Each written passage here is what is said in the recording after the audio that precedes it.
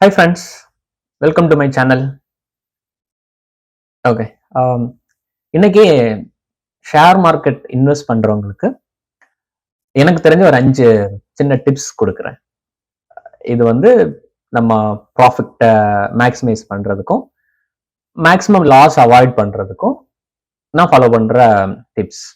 Okay, first வந்து invest only if you can hold for minimum 3 years. அப்படின்னா நீங்க இதுல ஷேர் மார்க்கெட்ல 1 லட்ச ரூபா இன்வெஸ்ட் பண்றீங்க அப்படின்னா உங்களால 3 வருஷம் அந்த காசை அதுல ஹோல்ட் பண்ண முடியும் அப்படின்னா மட்டும் இன்வெஸ்ட் பண்ணுங்க.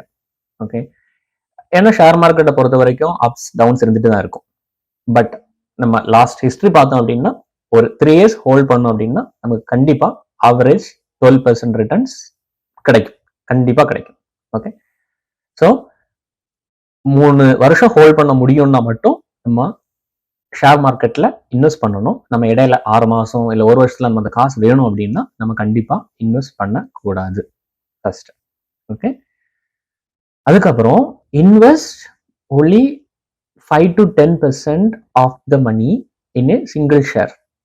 ஓகே, அதாவது நம்ம இப்போ 1 லட்ச ரூபா ஷேர் மார்க்கெட்ல இன்வெஸ்ட் பண்ண போறோம் அப்படின்னா இப்போ நமக்கு யாராவது சொல்லுவாங்க இந்த 1 லட்ச ரூபா இந்த கம்பெனில இன்வெஸ்ட் பண்ணுங்க, இந்த கம்பெனி வந்து ரொம்ப வளர போகுது, 1 லட்ச ரூபா போடுங்க அப்படின்னு சொல்லுவாங்க. கண்டிப்பா போடக்கூடாது. ஓகே, நம்ம 1 லட்ச ரூபா இன்வெஸ்ட் பண்றோம் அப்படின்னா அதை வந்து 5000 பிரிச்சு போடணும். மேபி ஒரு 20 கம்பெனில போடணும். 5000 வச்சு 20 கம்பெனில 1 லட்ச ரூபா போடணும். ஓகே, ஏன் அப்படின்னா எவ்வளவு பெரிய கம்பெனியும் நம்ம வந்து ஒன்றும் இல்லாம போயிட்டு இருக்கு. நம்ம பாக்குறோம் நிறைய கம்பெனிஸ் வந்து க்ளோஸ் ஆகி போயிட்டு இருக்கு ஷேர் மார்க்கெட்ல. ஓகே, அப்ப நம்ம ஒரே கம்பெனில போட்டோம்னா அந்த கம்பெனி லாஸ் ஆகிறதுக்கு வாய்ப்பு இருக்கு. மேபி நம்ம 5 கம்பெனில போட்டா கூட ஒரு 3 கம்பெனி ப்ராஃபிட்டோ 2 கம்பெனி லாஸ் ஆகிறதுக்கு வாய்ப்பு இருக்கு. ஓகே, அப்ப நம்ம இதை பிரிச்சு போடுறோம் அப்படின்னா நம்ம வந்து இதுல வந்து ஒரு 3-4 கம்பெனி நம்ம ஒன்றும் இல்லாம லாஸ்ல போனா கூட நம்ம வேற 2-3 கம்பெனி ப்ராஃபிட்ல வரும்.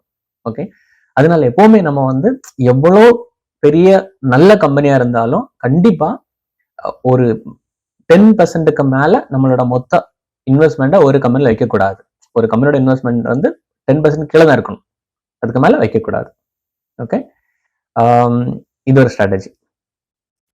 அதுக்கப்புறம் நம்ம வந்து ஷேர்ஸை வந்து பல்கா பை பண்ணக்கூடாது.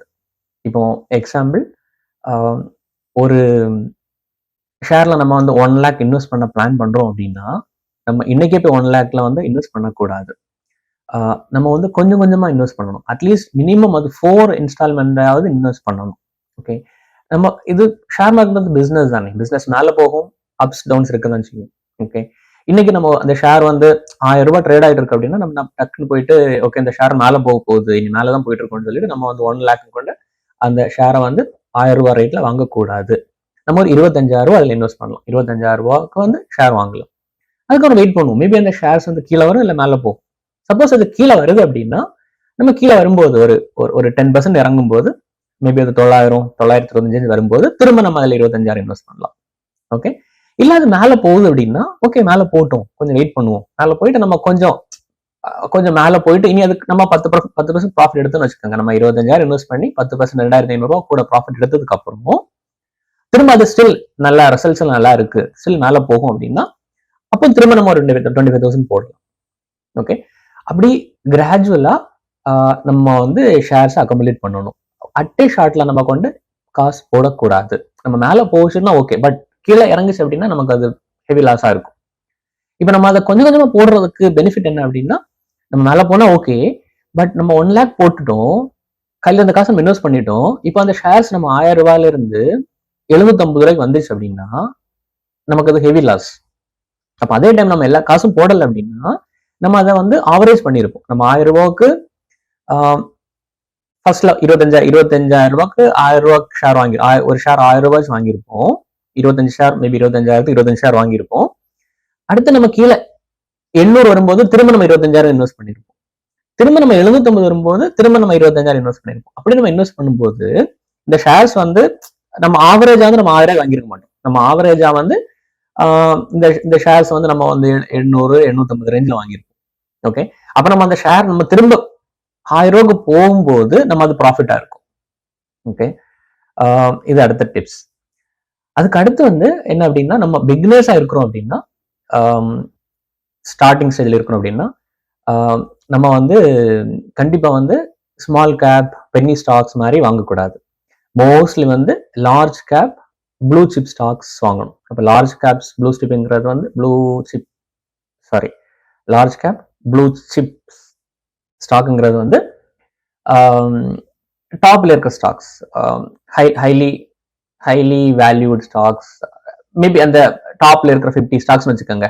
அந்த மார்க்கெட் கேப் வந்து சம் எபோ லிமிட் இருக்கு, எக்ஸாக்டா தெரியல, சம் லிமிட்டுக்கு மேல இருக்கும், நல்ல ஸ்டாக்ஸா இருக்கும். அந்த ஸ்டாக்ஸ் வந்து நம்ம வாங்குறோம் அப்படின்னா அது கண்டிப்பா வந்து மோஸ்ட்லி 90% ஆஃப் த கேஸ் வந்து நம்ம வந்து 30-40% எல்லாம் டவுன் ஆகாது. நம்ம இப்போ 1 lakh இன்வெஸ்ட் பண்றோம்னா அது ரொம்ப பேட் மார்க்கெட் டைம்லயும் மேபி வந்து அந்த 1 lakh 70,000 வரைக்கும் வரும். பட் நம்ம ஃபர்ஸ்ட் பாயிண்ட்ல சொன்னது மாதிரி நீங்க வந்து 3 years ஹோல்ட் பண்றீங்கன்னா அது கண்டிப்பா உங்களுக்கு ரிட்டர்ன்ஸ் மேல கொடுக்கும். இப்போ அந்த ஷார்ட் டைம்ல வந்து அந்த நீங்க போடுற 1,70,000 ஆனாலும் அந்த 3 years நீங்க ஹோல்ட் பண்ணும்போது நீங்க போடுற 1 lakh கண்டிப்பா வந்து 1.25, 1.3 இல்ல 1.5 வரைக்கும் போறதுக்கு வாய்ப்பு இருக்கு. ஓகே, அதனால பட் நம்ம வந்து ஒன்ஸ் நம்ம நல்ல எக்ஸ்பீரியன்ஸ் ஆயிட்டோம் அப்படின்னா நம்ம வந்து ஸ்மால் கேப் மிட் கேப் எல்லாம் வாங்கிக்கலாம். பட் இனிஷியலா பிகினர்ஸ் வந்து ப்ளூ சிப் ஸ்டாக்ல இன்வெஸ்ட் பண்றது வந்து பெஸ்ட். ஓகே, அதுக்கு அடுத்த பாயிண்ட் என்ன அப்படின்னா, நம்ம வந்து ஒரு ஸ்டாக் யாரோ சொன்னாங்க அப்படின்னு சொல்லிட்டு வாங்கிட்டு நம்ம அமைதியாக இருக்கக்கூடாது. கண்டிப்பா நம்ம வந்து மார்க்கெட்டை வந்து வாட்ச் பண்ணணும், ஃபாலோ பண்ணணும். நம்ம மார்க்கெட்டை வாட்ச் பண்ணல, ஃபாலோ பண்ணல அப்படின்னா ஸ்டாக் மார்க்கெட்ல இன்வெஸ்ட் பண்ணக்கூடாது. மார்க்கெட் வந்து டெய்லி சேஞ்ச் ஆகும், என்ன நடக்கும்னு தெரியாது நமக்கு. நம்ம ஒரு ஸ்டாக் வச்சிருக்கிறோம் அப்படின்னா நம்ம அந்த நியூஸ் ஃபாலோ பண்ணணும். அட்லீஸ்ட் இந்த ஸ்டாக்ஸ் அந்த பர்டிகுலர் ஸ்டாக்கோட குவார்டர்லி ஆனுவல் ரிசல்ட்டை கண்டிப்பா நம்ம ஃபாலோ பண்ணணும். ஓகே, இந்த குவார்டர்ல அந்த கம்பெனி ப்ராஃபிட் பண்ணியிருக்கா, இல்லை லாஸ் பண்ணியிருக்கா, இல்லை வேற ஏதாவது ப்ராப்ளம் இருக்கா. பட் அப்படி இருக்கு அப்படின்னா நம்ம வந்து அந்த டிசிஷன் எடுக்கணும். நம்ம அந்த ஸ்டாக்கை ஹோல்ட் பண்ணலாமா இல்லை செல் பண்ணலாமா, நம்ம டிசிஷன் எடுக்கணும். நம்ம மார்க்கெட்டை ஃபாலோ பண்ண முடியல, நமக்கு மார்க்கெட் அப்டேட் இல்லை, நமக்கு அந்த நாலேஜ் இல்லை அப்படின்னா கண்டிப்பா நம்ம இன்வெஸ்ட் பண்ண கூடாது. ஓகே, இந்த டிப்ஸ் ஃபாலோ நம்ம பண்ணணும் அப்படின்னா நம்ம ஓரளவுக்கு நம்மளால ப்ராஃபிட் பண்ண முடியும். ஓகே, ஸோ இந்த வீடியோ உங்களுக்கு பிடிச்சிருந்துன்னா லைக் பண்ணுங்க, ஷேர் பண்ணுங்க, சப்ஸ்கிரைப் பண்ணுங்க. Thank you, by.